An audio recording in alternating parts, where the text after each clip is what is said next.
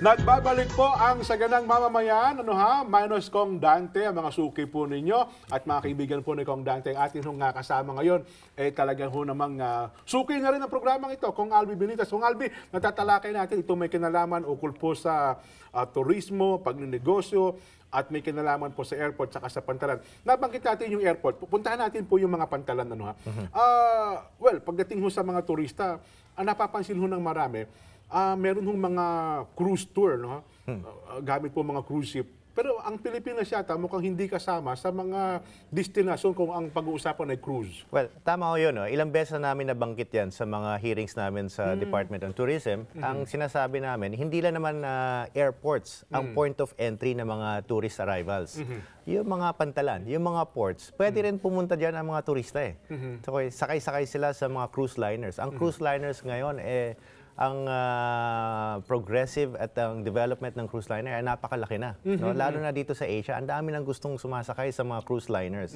Hindi sila makapasok dito sa atin dahil yung mga pantalan natin ay hindi bagay sa mga malalaking barko. So hindi design sa hindi ganito? design sa ganun. So kung hindi natin i-upgrade ang ating mga pantalan, hindi talaga papasok ang mga cruise liners dito. Napakasayang at napaka-laking mawawala sa atin dito kung hindi natin bibigyan din ng pansin ang mga pantalan para makapag-hikayat ng mga turista papunta dito. Bukod po kasi sa mga pantalan, ginagamit ng mga yun, di ba, Negros Navigation, di ba, Super Ferry.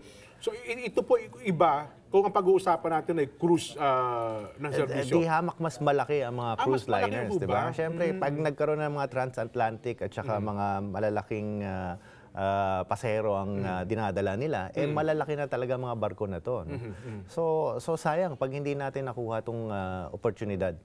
Pero ano kung chance? Sabihin ng Pilipinas, kung halimbawa, kung merong ganong cruise tour, isa kaya sa mga magiging destinasyon ng Pilipinas? Sigurado yun. In fact, kung hindi ako nagkakamali, marami nang gustong pumunta dito. Naghihintay lang sila na i-upgrade natin ang pantalan para makapag-dock sila dito at magpababa ng mga turistang sakay-sakay nila. Karamihan ng pantalan natin is really just for passengers and cargo. Kailangan pag-isipan naman natin yung mga cruise liners. Ibang klase ho yun. Ibang klaseng design ang kailangan para sa ganyan. Opo. Wala pang sabihin walang pantalan sa Pilipinas ang design tungkol pa. Wala pa. Sadly to say, wala pa. So, dun sa isang hearing namin, napag-usapan namin yan. At in fact, nasa plano ng DOT yan. At ang problema natin, minsan nasa plano, hindi na-implement. So, tinanong ko nga, nasa plano, bakit hindi natin gawin? Siyempre, kailangan daw ipasa pa sa PPA, kung sino yung gumagawa ng mga ports. So, yung PPA ngayon, hahanap pa ng pondo. At minsan, hindi sila nag-uusap-usap, kaya naiiwan as plano, hindi na-implement ng tama. Kung ikukumpara po sa mga bansa, batay doon sa off there na pag-uusapan natin, ang mga bansa po ay mayroong malalaking pondo para sa kanilang infrastructure o development ng airport at ng seaport po nila.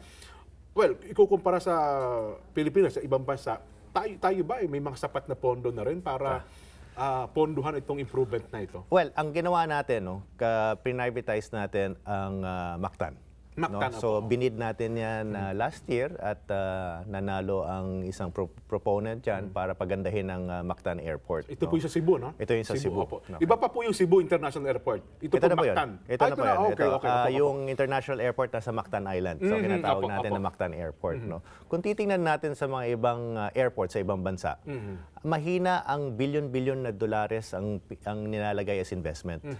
Dito sa atin, ito na ang pinakamalaki na project na ginagawa ng Pilipinas. Ito yung sa Cebu Mactan Airport. Ang halaga nito ay nasa $300 million. Okay. So kung titingnan natin, kumpara dun sa mga investment na nilalagay ng mga ibang bansa sa kanilang paliparan at saka sa mga pantalan, napakaliit ng ating resources na ina-allocate sa mga gateways natin. So kailangan talaga magkaroon tayo ng isang sigurong design and planning para isaayos talaga ang mga airports at ihikayatin natin, iimbitahin natin ang mga private sector. At sa tingin ko, hindi kukulang ang pondo pag in-engage natin ang participation ng private sector. Hindi ko kaya meron tayong problema sa prioritization ng ating mga programa. Well, magkasama kami ni Secretary Jun Abaya nung linggo. DOTs, opo. Nagpunta kami sa fiesta sa Capiz at napag-usapan namin yan. At sabi naman niya, nagbabundle up na siya ng mga airports. No? Kung di ako magkakamali, itong taon na to, ipa-privatize na o gagawin ng pareho na nangyari sa Cebu ang Iloilo, Bacolod, Katiklan, tapos Bohol and ang mga iba. No? So sama-sama na niyang ibibid. Ito. So parang sabay-sabay na niya gagawin. Well, balikan ko po yung pinupunto natin kayo na, Kong Alvin. No? Ang pangamba, alam niyo naman, hindi maiwasan na baka may mga lumabas na naman po sa karsada na tutol sa privatization. Ano? Lagi po nariyan yung mga grupo na yan.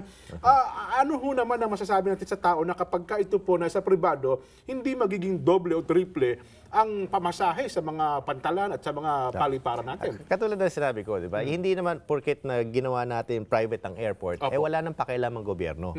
Kailangan yung regulatory powers, hindi natin ibibitawan. Ang gobyerno pa rin ang magsasabi kung anong gagawin nila, kung magkano sila magcha-charge, ano ang pwede nilang gawin at hindi.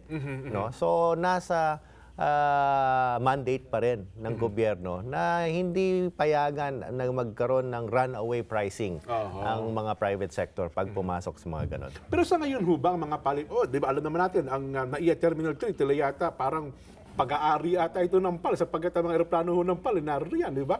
Yung NAIA 2. 2 pala, yun hong sa mga pantalan naman, kanya-kanya ho din yung ports ports sa Manila. Manila na para sa Negros Navigation, di ba? Mga kung ano-ano. Tama po yan. Hindi ba parang pribado na rin ito? Well, ito yung mga pribadong companies na pumasok, pero ang kanilang layunin talaga is for commerce. 'Di ba? So ang kailangan pag-isipan ng gobyerno ay magkaroon siya lang ng design para i-privatize yung airports for cargo, passengers, and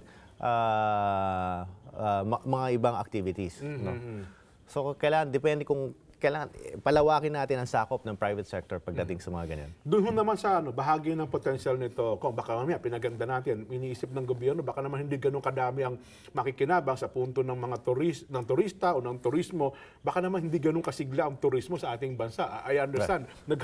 Sige po. Siguro ganito na lang tingnan natin, di ba? Ano ba ang sitwasyon natin ngayon? Di ba? Kung kukumparahin natin sa ngayon, siguro naman pag may investment na dumating, hindi mo naman papayagan ang isang kumpanya na pumasok dito na walang maglalagay ng sapat na pondo para pagandahin. Di ba? So ang tinatanong na natin kung hikayatin natin silang pumasok at maglalagay sila ng bilyon-bilyon na dolares katulad ng mga airports at pantalan sa ibang bansa, tayo ba ay gaganda? Diba? Tayo ba ay magkakaroon ng attraction para pupuntahan? Ang gateways ba natin ay magiging masaayos para sa pagpasok ng mga foreign tourists natin? So ganun lang naman talaga ang tanong, di ba? Pero pagdating naman katulad ng sinabi natin, syempre hindi naman natin sasabihin na porket sila na naglabas ng pera, pwede na nilang gawin kahit anong gusto nila. Yun hong potential na, may mga paraan ba ang gobyerno natin na nakikita kayo? Well, baka pwede nilang gawin, padaliin yung mga proseso ng mga pumapasok na turista sa ating bansa. Kasi sabi nga po natin, ang ibang mga bansa, kahit na mayayaman na, pinadadali yung pagpasok ng mga turista sa kanila. Tama po yun. No? Isa sa mga hadlang sa mga ganyan na bagay ay ang pagka-require natin ng visa. No? Minsan, alam mo, may dayuhan na gustong pumunta sa bansa natin, kailangan nila mag-apply ng visa. Yung visa minsan aabutin ng mga 1 linggo, 5 araw. So sa sitwasyon natin ngayon, ang mga turista ngayon, pag ganung kahaba ang proseso, hindi na talaga pupunta sa bansa natin yung mga ganyan. So parang ang tendency ngayon, ang trending, sa mga ibang bansa, magkaroon na ng visa upon arrival. Di ba? So kung in other words, wag na natin pahirapan, wag na natin pahabain ang proseso para dumating sila dito sa ating bansa. Naalala ko kung meron kayo isang panukalang batas ba ito o resolusyon na mapag-aralan sa aspeto po ng in aid of legislation, may kinalaman dito sa mga tour groups na dumarating sa ating bansa galing po sa China, Macau. Tama po yun. Naghain tayo ng isang resolution para sabihin dun sa DFA at saka sa ating mga kasama sa gobyerno na siguro pag-isipan na yung visa upon arrival. Lalo-lalo na sa mga malalaking bansa na nire-require natin ng visa, katulad ng China. Diba? China, kailangan mag-apply sila, 5 araw yan, 3 to 5 days bago sila makakuha ng visa. Bakit pa natin papahirapan natin yan? Allow na lang natin ng visa upon arrival. Total, sabi nga nila, ngayon, modern technology na eh. Di ba? So, pag tinype nila, in fact, hindi na nga tinatype. Sinascan na yung airport, ang passport.